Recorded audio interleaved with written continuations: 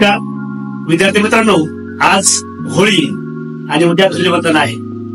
तर होळी हा सण आपल्यात असणारं नैराश्य, आपल्यात असणाऱ्या वाईट सवयी, वाईट व्यसन, वाईट गुण या सर्व गोष्टी या होळीच्या पवित्र अग्नीमध्ये आपल्याला जाळायच्या असतात, त्या नष्ट करायच्या असतात आणि एक सकारात्मक ऊर्जा घेऊन आपल्याला पुढे जायचं असते. होळी हा आनंदाचा, पावित्र्याचा, मांगल्याचा, उत्साहाचा सण आहे.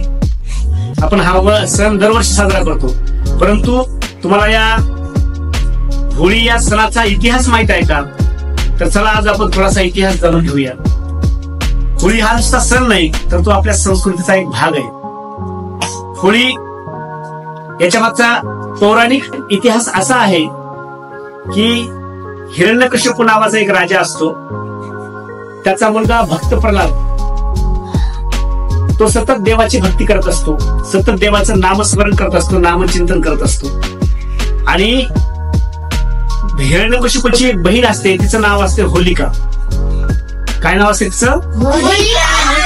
मग हिरण्यकश्यपू, त्याची बहीण होलिका आणि हिरण्यकश्यपू राजाचा मुलगा भक्त प्रल्हाद यांच्या जीवनावर आधारित हा होळी हा सण आहे.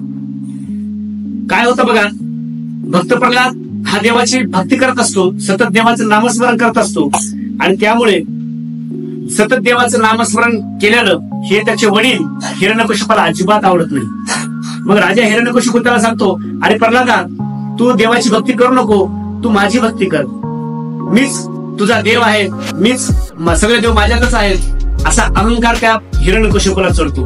आणि मग तो आपल्या मुलाला काय करतो की देवाची भक्ती करण्यापासून थांबवतो. भक्त प्रल्हाद ऐकत नाही.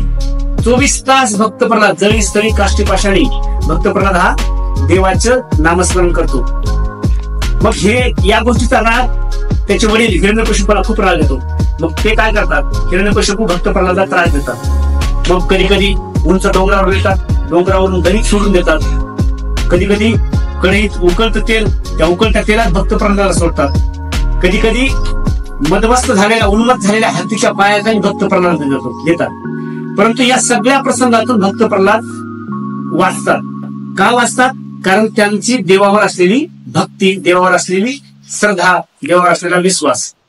मग शेवटी वैतागून जातो हिरण्यकश्यपू आणि ठरवतो की आता मला काय करायचंय की या पोराला संपवायचंय. मग आपल्या बहिणीला तो बोलून घेतो. बहिणीचं नाव काय? होलिका. मग त्या होलिकेला बोलून घेतो. त्या होलिकेला असा एक वर असतो की ती अग्नीत जरी बसली तरी ती जळून खाक होत नसते. तिला असा वरदान मिळालेला असतो देवाचा. आणि मग ती कोणत्याही अग्नीत बसली तर ती जळत नव्हती. मग हिरण्यकश्यपूने एक योजना आखली की भक्त प्रल्हादाला मांडीवर घेऊन त्या होलिकेने जाळात बसावं, अग्नीत बसावं आणि भक्त प्रल्हादाला संपवून टाकावं. मग ठरल्याप्रमाणे भक्त प्रल्हादाला मांडीवर घेऊन त्याची आत्या होलिका अग्नीमध्ये बसली. परंतु भक्त प्रल्हादाच्या श्रद्धेपोटी, देवावर असलेल्या विश्वासाच्या जोरावर, भक्तीच्या जोरावर ती होलिका जळून खाक होते, परंतु भक्त प्रल्हादाला काहीच होत नाही. मग या गोष्टीवरून आपण काय केलं पाहिजे की आपण सुद्धा या गोष्टीतून काहीतरी गोष्ट शिकले पाहिजे की आपल्यात असणारे वाईट गुण, आपल्यात असणाऱ्या वाईट सवयी आपण सुद्धा या होळीच्या अग्नीमध्ये दहन केल्या पाहिजे. असा हा होळीच्या मागचा इतिहास आहे. आणि या रंगाच्या माध्यमातून आज आपण धुलीवंदन सुद्धा साजरं करणार आहोत. तर आता आपण प्रत्येकाला रंग लावूया.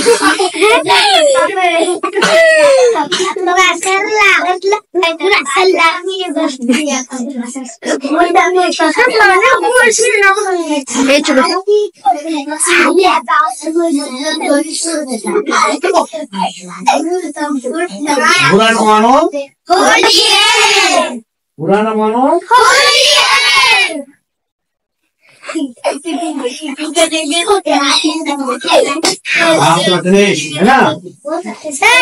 तुम्ही बोलायला सांग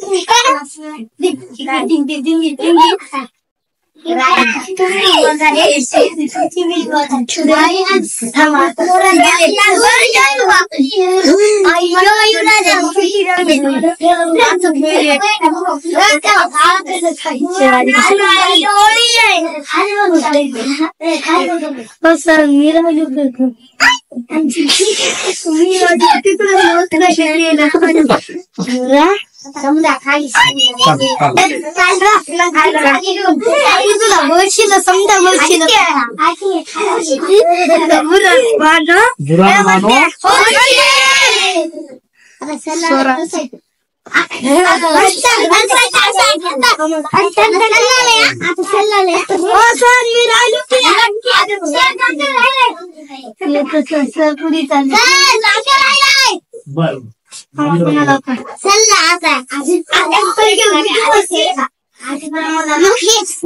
बुरा न मानो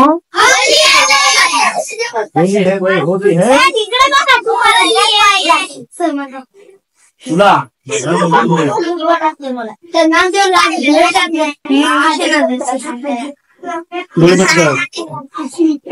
कोण काय करणार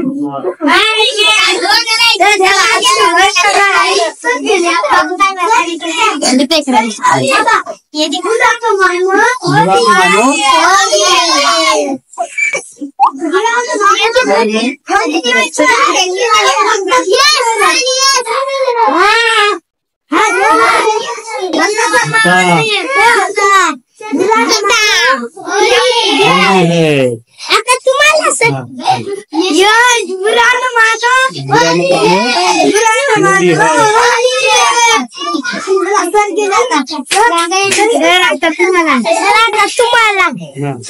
थांबा थोडं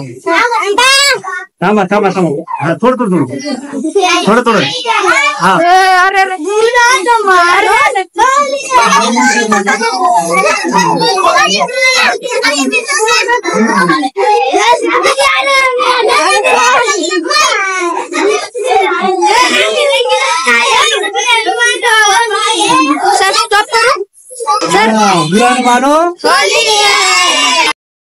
विद्यार्थी मित्रांनो बुरा न मानो